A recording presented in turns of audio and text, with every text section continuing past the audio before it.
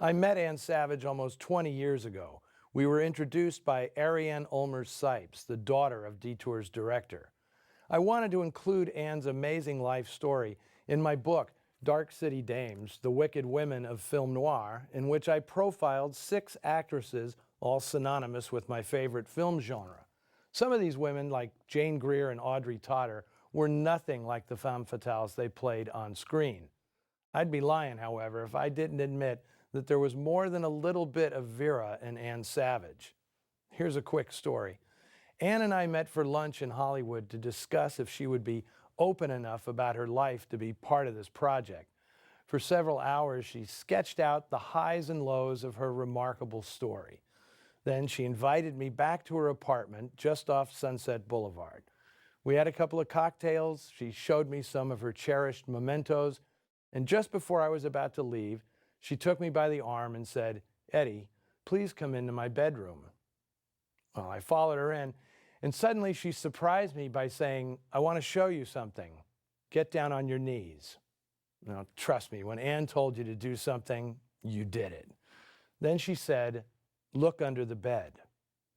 And there on the floor, laid out on a big bath towel, was Ann's personal arsenal, clean as a whistle and freshly oiled, a pair of handguns, a hunting rifle, and a shotgun.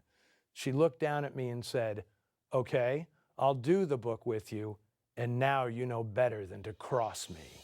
You sack. You'll be fixed for the rest of your life as Charlie Haskell. You can take your inheritance and go away.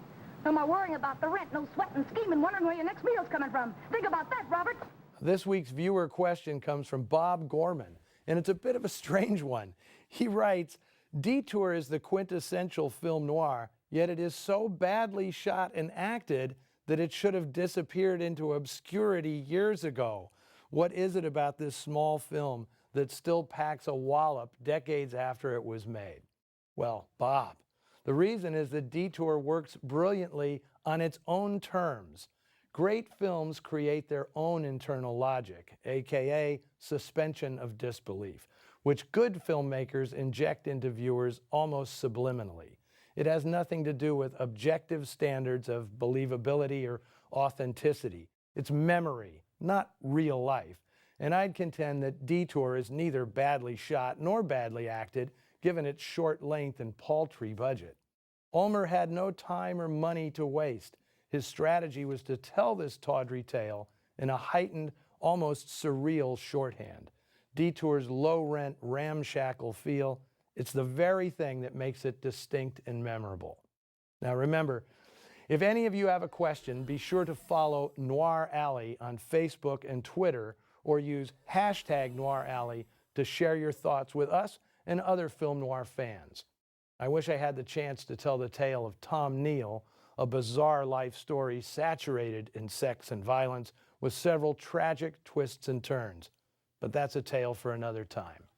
Join me next week in Noir Alley when we leave Poverty Row and venture to ritzy-glitzy MGM for one of the best A-list noirs of the 1940s.